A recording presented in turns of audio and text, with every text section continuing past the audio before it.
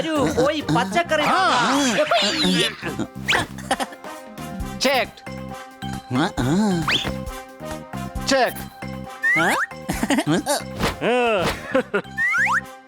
അടിച്ചു പൊളിച്ചു തിമിർത്തു. ഇവിടെ എന്താണ് സംഭവം? കൊള്ളാമല്ലോ, പച്ചക്കറികളെല്ലാം ഫ്രഷ് ആണല്ലോ. ഇങ്ങനെ എല്ലാവരും വിൽക്കാൻ തുടങ്ങിയാൽ നമുക്ക് കണ്ണടച്ചുകൊണ്ട് സാധനങ്ങൾ വാങ്ങാം. സംശയമുണ്ടോ? ഈ വെണ്ടയ്ക്ക എത്ര രൂപയാ? 1 കിലോ 20 രൂപ. അതെയോ? എങ്കിൽ ഇതും ഞാൻ എടുത്തോളാം.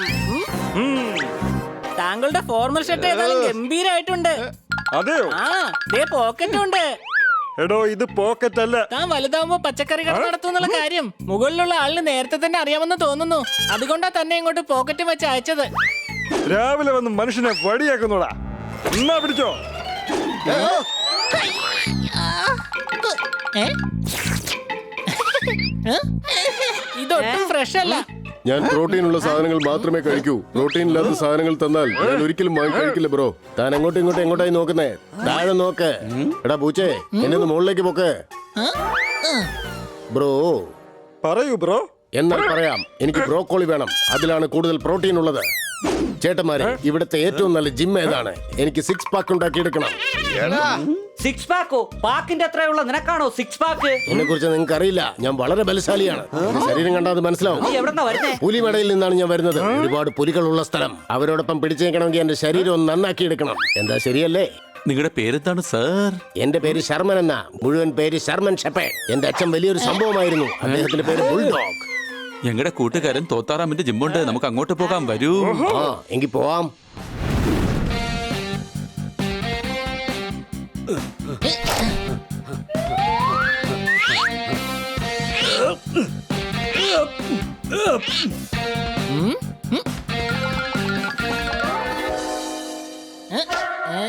ഇത് 10 കിലോ.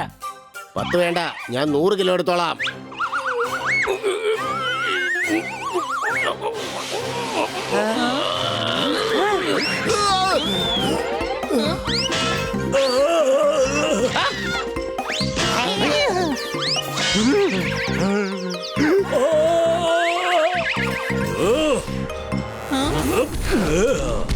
ഇതാര് ചെയ്ത പണിയെന്ന് പറയടാ. സോറി.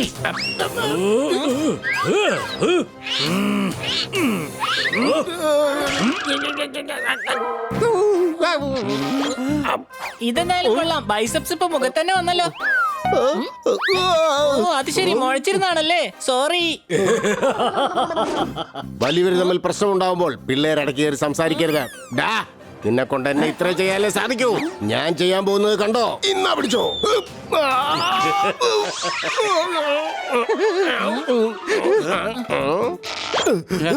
മന്നയോടാണോടാ നിങ്ങളുടെ കളി? എങ്കി വേഗം മന്നയെ വിളിക്കേ. അയാള് വലിയ ഫൈറ്റർ ആണെന്നാണല്ലോ തോന്നുന്നത്. മന്ന എന്ന് പറഞ്ഞ ഞാൻ തന്നെയാ. ഞാൻ നിന്നോട് ചലഞ്ച് ചെയ്യാണ്. ഞാൻ ഫൈറ്റ് ചെയ്യാൻ പോവാ. എവിടെയെങ്കിലും ഓടിപ്പോയി രക്ഷപ്പെട്ടോ. നിനക്ക് ഞാൻ 5 ദിവസത്തെ സമയം തരാം. എങ്കിൽ ശരി, 5 ദിവസം കഴിഞ്ഞ് നമുക്ക് റിംഗിൽ വെച്ച് കാണാം. വരുമ്പോ ആംബുലൻസിനൊക്കെ പറഞ്ഞിട്ട് വന്നേക്ക്. ഇവനെ കണ്ടിട്ട് എന്റെ കുഞ്ഞമ്മയുടെ മകനെ പോലെ തന്നെ ഉണ്ട്. ഇവനെ നമ്മൾ സഹായിച്ചേ മതിയാകൂ, അല്ലെങ്കിൽ ഇവൻ പ്രശ്നത്തിൽ കുടുങ്ങും. ആരടുത്ത് എങ്ങനെ ഫൈറ്റ് ചെയ്യണമെന്ന് ഞാൻ പറഞ്ഞു തരാം. നീ വാ. ഈ പീക്കർ ചെറുക്കനാണോ ഒരു വലിയ ഫയൽവാനെ വെല്ലുവിളിക്കുന്നത്? എടാ, അയാൾ പല്ല് തേക്കുന്ന ബ്രഷിന് പോലും നിന്നേക്കാളും വലിപ്പം ഉണ്ടാവും, അറിയോ? ഒരു കാര്യം മനസ്സിലാക്കിക്കോ, റെസ്ലിംഗിൽ 2 കാര്യം എപ്പോഴും ഓർമ്മയിലിരിക്കണം. അതെന്താ? ആദ്യത്തേത് വീട്ടുകാരുടെ നമ്പർ, അപ്പൊ രണ്ടാമതോ? വീടിന്റെ അഡ്രസ്. കാരണം പഞ്ഞിക്കിട്ട് കഴിയുമ്പോ ഇതൊന്നും ഒരിക്കലും ഓർമ്മയുണ്ടാവില്ല. ജർമ്മൻ ഷെപ്പേർഡ്, നീ ട്രെഡ്മിൽ യൂസ് ചെയ്യ്. ഇത് ചെയ്താൽ ഞാൻ എങ്ങനെ ജയിക്കാനാണ്? ജയിക്കാനല്ല, തോക്കുമ്പോ ഓടണമല്ലോ, അതിനാ. ഇത് ഭയങ്കര സ്ലോയാ. കുറച്ചുകൂടെ സ്പീഡ് കൂട്ടാൻ നോക്ക്.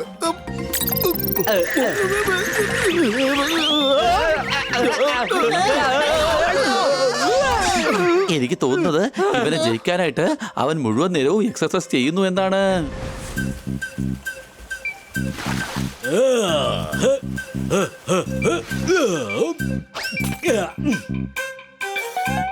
എടാ, മന്നയ്ക്ക് ജ്യൂസ് കൊടുക്ക. എന്നാ മന്നയോട് വരാൻ പറയേ, ഞാൻ പോയി എടുത്തോട്ട് വരാം. എടാ, മന്ന എന്ന് പറഞ്ഞത് എന്നെയാണ്. അതങ്ങ് മര്യാദക്ക് പറഞ്ഞ പോരെ.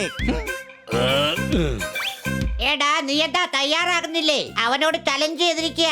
ഓക്കെ ആണെങ്കിൽ ഇതിന്റെ സീൻ അതോടെ തീരും. പുറത്തെ തല കാണിക്കാൻ പറ്റില്ല. മന്നയ്ക്ക് പ്രാക്ടീസിന്റെ ഒരു ആവശ്യവുമില്ല.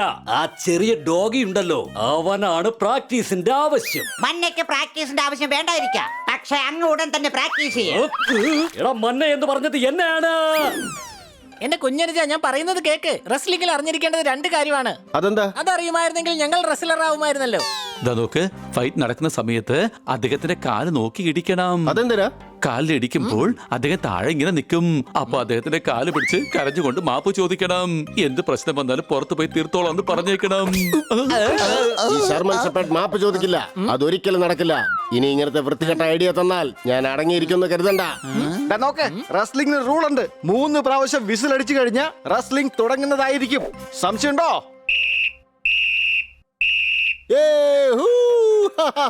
ഞാൻ വീട്ടിലേക്ക് പോവാണ്. അവധി കിട്ടി, എനിക്ക് വീട്ടിൽ പോയി അടിച്ചു പൊളിക്കണം.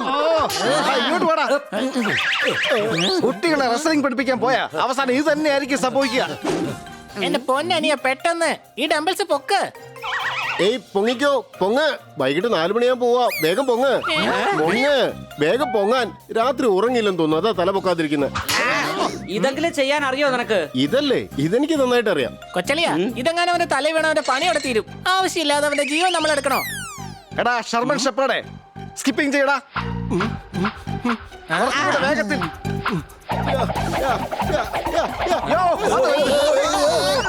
ഇങ്ങനെയാണോടാ സ്കിപ്പിംഗ് ചെയ്യുന്നത്? ഡംബിൾസ് പൊക്കാൻ പറഞ്ഞപ്പോ വിളിച്ചുണർത്തുക. ഒരു മണ്ണാങ്കട്ടെ അറിയാത്ത നീ എന്തിനാടാ ഒരാവശ്യവും ഇല്ലാതെ അവനെ കയറി വെല്ലുവിളിക്കാൻ പോയത്? എനിക്ക് തോന്നുന്നത് അവൻ വല്ലാതെ എക്സർസൈസ് ചെയ്യുന്നു എന്നാണ്. ദിവസം മുഴുവൻ ജിമ്മിൽ നിന്ന് പുറത്തേക്ക് വരുന്നേ ഇല്ല.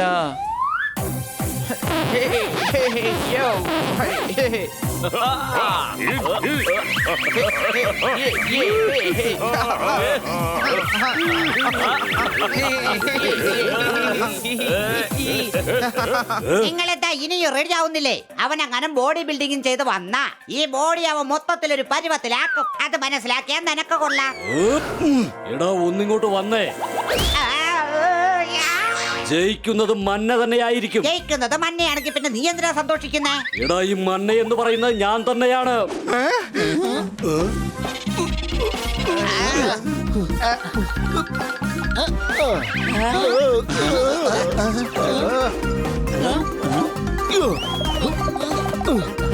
ഞാൻ ഇതിനെ പതുക്കെ ഉന്തി വിടാം. നീ നന്നായിട്ട് പിടിക്കാൻ നോക്ക്. ഓക്കേ. ഇവനെ കൊണ്ട് പഠിപ്പിച്ചെടുക്കാൻ പറ്റുമെന്ന് തോന്നുന്നില്ല. ഇവനെ നമുക്ക് റിങ്ങിൽ കയറ്റി പഠിപ്പിക്കാം.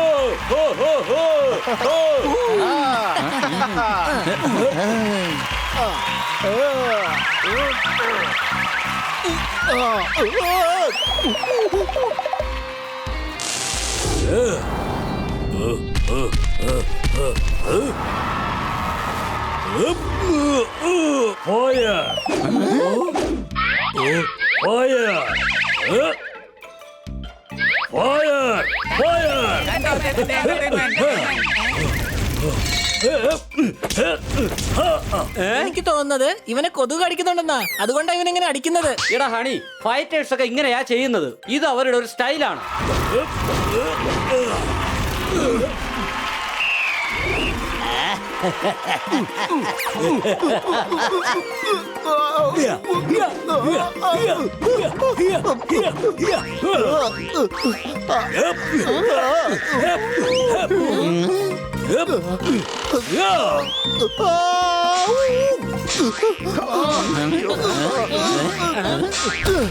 ഒന്ന്, രണ്ട്, രണ്ടര, 2:45, ഇപ്പൊ 3. എടാ 1ഉം 2ഉം കഴിഞ്ഞ 3ആണ് പറയേണ്ടത്. എനിക്ക് ഓർമ്മ പശ കൊണ്ട് രക്ഷപ്പെട്ടു. നമ്മൾ എന്തായാലും ഇവനെ സഹായിച്ചേ മതിയാവും. ഞാൻ പറയുന്ന കേൾക്ക്. ഞാൻ എങ്ങനെയൊക്കെ ഇടിക്കുന്നോ അത് അങ്ങനെ കോപ്പി ചെയ്യും. ഓക്കെ ശരി. ദ്വാർദാറെ, നീ എന്തായാലും ഒന്ന് സഹായിക്കണം. ഓക്കേ.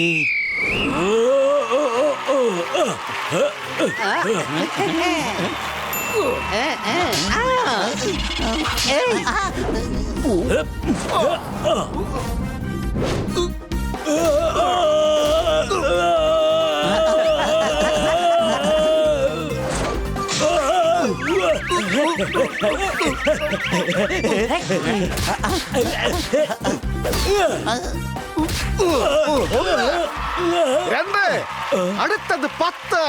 10. എടാ 1ഉം 2ഉം കഴിഞ്ഞാ പിന്നെ വരുന്നത് 3ആണ്. അതെയോ? ഞാൻ പറഞ്ഞില്ല എനിക്ക് കുറച്ച് ഓർമ്മ പശ ഉണ്ടെന്ന്. നീ എന്തായാലും തോറ്റു. ഇന്നത്തെ വിജയി ഷെർമാൻ ഷെപ്പേർഡ്. താങ്ക്സ് കൂട്ടുകാരെ. യഥാർത്ഥ വിന്നേഴ്സ് നിങ്ങളാണ്. നിങ്ങൾ എന്റെ കൂടെ ഉണ്ടെങ്കിൽ എനിക്ക് ആരെ വേണമെങ്കിലും ഫൈറ്റ് ചെയ്ത് തോൽപ്പിക്കാനാവും. ഇല്ല